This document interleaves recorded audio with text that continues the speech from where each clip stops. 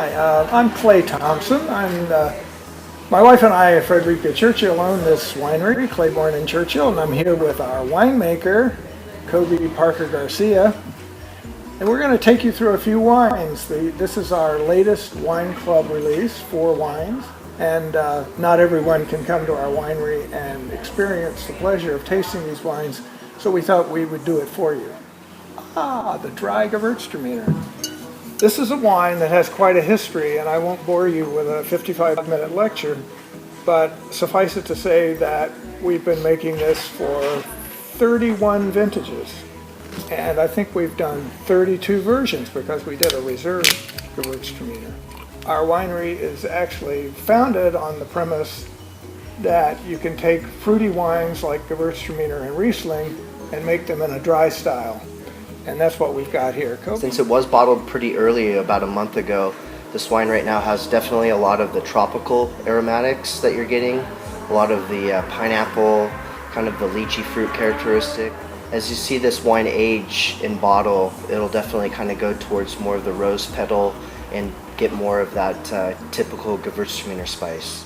I think this has got to be one of the most aromatic Gewürzes we've ever bottled. It literally leaps out of the glass. I mean, it's what does someone say? It's a party in your mouth. Or in your nostril. Or in your nostrils. And you'll find with the 2013 that this wine is, I think, going to age very nicely because it does have a lot of acidity to it. There's a tad of residual sugar, a little bit sweeter than the 12 Gewürztraminer, but only about 2 grams difference.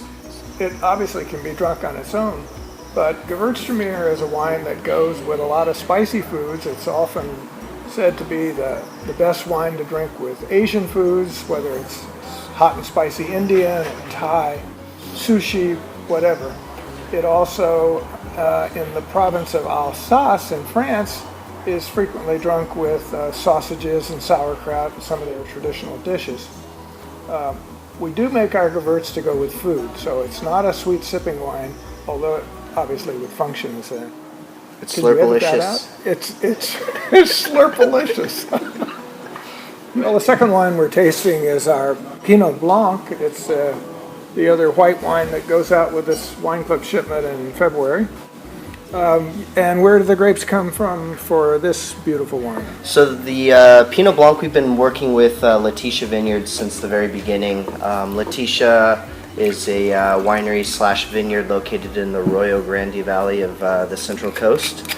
The grapes are actually SIP certified, which means sustainable in practice. This means that we actually do care about the wines, the vines, and the people that are attending to the grapes. Now, to me, this smells a lot different than the Gewürztraminer. What would you use to describe this? No, definitely with the Pinot Blanc, another Alsatian varietal. We do 100% neutral barrel fermentation on that wine. So the goal on this wine is to kind of create a bigger, heartier, more full-bodied white wine. And that's definitely due to the fact that the wine sits on its lees for about 7 months in neutral barrel. Like a Chardonnay might. Exactly. Right. I can imagine without the good acid it might be kind of blousy, but as it is, it's really well balanced. So this is our new release 2010 Edna Valley Pinot Noir, or known as our classic Pinot Noir. Now I noticed that Pinot Noir has a kind of translucent beauty to it, and not the kind of deep, dark, plummy kind of colors that some other red wines have. It's part of the charm of Pinot Noir, I think, and it's what makes it such an esoteric wine for people. Oh, definitely. It's also, the gateway to red wines. So it's one of those wines that bridges the gap between white wine and red wine. Right. The tannins are nice and soft. Pinot Noir is a feminine varietal. It's definitely not a masculine grape. It does well here in the Edna Valley and on the Central Coast. But real men drink Pinot Noir. Oh, definitely, the kings of Burgundy. Yeah, so, right. I like to say that this is a good representation of the Edna Valley. We work with vineyards both on the east side of the valley and the west side of the valley. About 85 to 90% of the fruit does come from the west side of the valley. Only about 3.5, not even 4 miles from the Pacific Ocean. Whereas the 10%, 15% come from the the east side of the valley, which is a little bit warmer, a little bit more hillside, a little bit more concentrated with fruit profile. With this bottling of Pinot Noir, we typically shoot for about 30 to 35% new French oak. So our goal is to elevate the fruit a little bit with this Pinot Noir, not to impact the fruit. From a historical point of view, we've actually made Pinot Noir at Claiborne and Churchill since 1988, when I was just a lad and Coby wasn't even around. We made it in very limited quantities. Pinot Noir was a cult grape. You could barely get your hands on any. Plantings were very scarce. People didn't know Pinot Noir.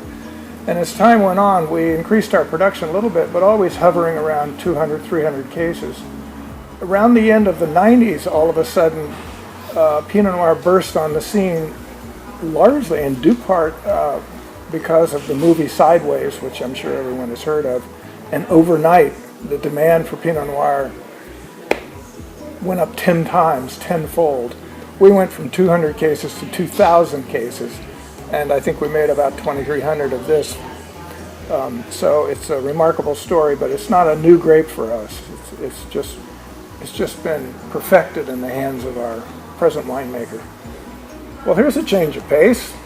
This is a Syrah, S-Y-R-A-H, not to be confused with Petit Syrah.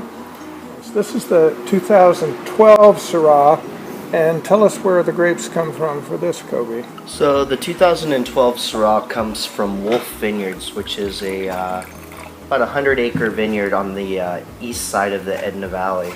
I believe they have probably between 10 and 15 acres of Syrah planted to two different clones, clone 877 and the Estrella clone. So this is a cool climate Syrah then? Definitely. So with the cool climate Syrah, you get less of that kind of jammy, over-the-top fruit, and you get a little bit more of kind of the, not so much earthiness, but a little bit more of the green olives, a little bit more of the raspberries, white pepper. Syrah does accompany a wide variety of foods because it's so user-friendly.